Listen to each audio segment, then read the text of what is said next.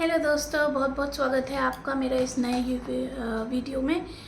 मेरे इस YouTube channel में जो मैंने अभी रिसेंट में ही शुरू किया है, इसमें मैं आप सभी को बताने जा रही हूँ कुछ उन महत्वपूर्ण बातें जो कि ज़रूरी हैं सभी उन बच्चों के लिए जो अभी नई तैयारी शुरू करने जा रहे हैं, या तो एसएससी की या फिर यूपीएससी की, किसी भी गवर्नमेंट एग्ज़ाम की। जो मैं टिप्स देने जा रही हूँ ज़रूरी नहीं है कि वो सिर्फ एसएससी या फिर यूपीएससी या फिर किसी पर्टिकुलर एग्ज़ाम में काम आएंगे। ये वो टिप्स हैं जो आपके सभी एग्ज़ाम्स में काम आएंगे। तो आप सभी से रिक्वेस्ट है कि प्लीज़ ध्यान से सुनिए और ज़्यादा से ज़्यादा इन्फॉर्मेशन के लिए प्लीज़ मेरे वीडियो को ज़्यादा से ज़्यादा लाइक करें, शेयर करें और सब्सक्राइब करें। तो दोस्तों, पूरी जानकारी पाने के लिए बने रहें इस वीडियो में अंत तक।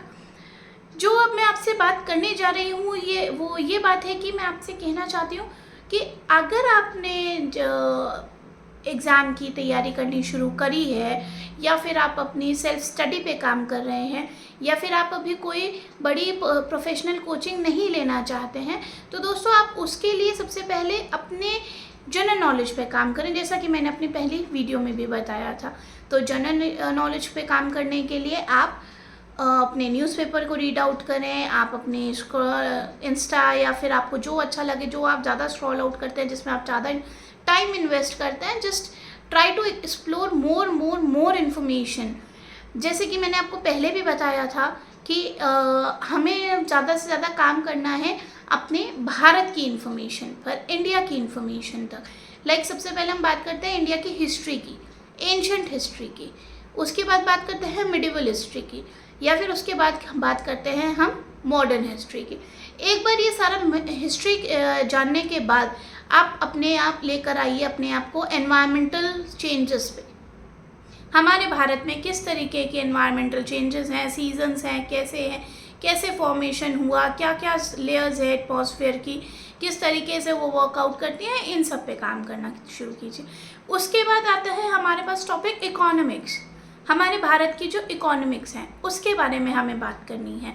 उसके बाद हमारे पास टॉपिक आता है हमारे भारत के बारे में, कितनी सारी हमारे स्टेट्स हैं, जैसे कि हर स्टेट की एक अलग अपनी खूबी है, एक अपनी खासियत है।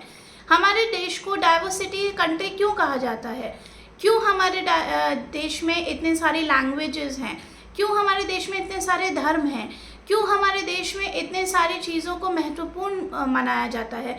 यहाँ तक कि अगर आप नोट करें, अगर आपने पहले कहीं और की भी स्टडी की होगी, तो भारत के अलावा जितनी भी कंट्रीज़ हैं, किसी भी कंट्री में इतनी भाषाओं को, इतने धर्मों को, इतने कल्चर्स को, इतने कस्टम्स को इम्पोर्टेंस नहीं दिया गया है जितना कि हमारे भारत में दिया।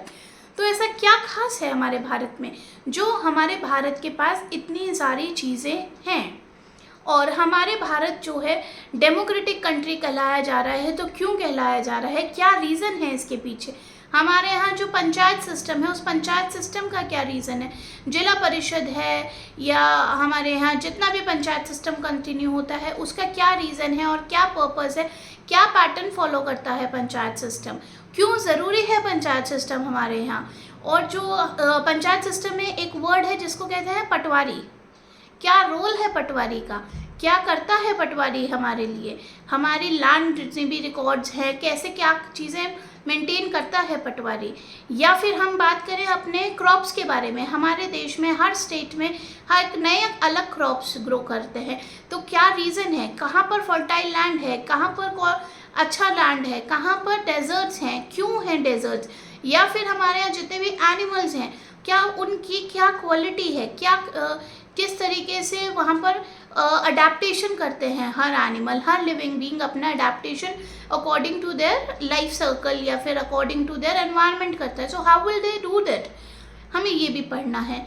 और हमें बहुत सारी चीज़ें हमारे भारत के बारे में ऐसी है जो हमें जाननी है, जैसे कि मोस्ट इम्पॉर्टेंट बर्ड सेंचुरीज कौन सी हैं हमारे इंडिया की, या फिर हमारे इंडिया में ऐसा कौन सा एनिमल है जिसकी धीरे धीरे स्पीशीज कम होती जा रही हैं, कौन सा, जैसे बंगाल टाइगर है, जैसे वाइट एलिफेंट है, वाइट टाइगर है, ये अब धीरे धीरे हमारे देश में कम होता जा रहा है। ठीक है, क्या ऐसा भी कोई समय आएगा जब डायनासोर की तरह ये प्रजातियां भी लुप्त हो जाएंगी हमारे देश से। तो यही सब जानकारी लेने के लिए, पाने के लिए हमें गूगल का सहारा लेना चाहिए। और ये सब इम्पोर्टेंट जानकारियाँ हैं जिसे हमने अगर अभी ले लिया तो ले लिया, क्योंकि आगे हमारे पास पढ़ने के लिए, अपना स्कोप बढ़ाने के लिए बहुत कुछ है। लेकिन ये कुछ ऐसी चीज़ें हैं हिस्ट्री की जिनको हमने एक बार जान लिया, पहचान लिया, समझ लिया, ये कभी नहीं बदलेंगी। मिनिस्टर्स के नाम बदल सकते हैं लेकिन मिनिस्ट्री तो कभी नहीं बदलेंगी।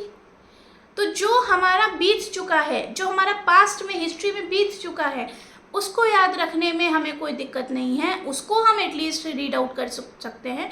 लेकिन जैसे कि हमारे मिस यूनिवर्स है, मिस यूनिवर्स के रिकॉर्ड्स हैं, मिस इंडिया के रिकॉर्ड्स हैं, मिस वर्ल्ड के रिकॉर्ड्स हैं, तो ये सब चीज़ें हमें एक बार नोट डाउन कर लेनी चाहिए अपनी खुद की बेस्ट इन्फॉर्मेशन के लिए। प्लस हमें ये भी पढ़ना चाहिए कि उसके जो आपका जितने भी स्टेट्स हैं उनकी जो लैंग्वेजेस हैं, उन किस स्टेट में कौन सी लैंग्वेज बोली जा रही है। आपको पता है ऐसे बहुत से स्टेट्स हैं जहाँ पर एक नहीं, दो नहीं, तीन तरह की लैंग्वेजेस बोली जाती है।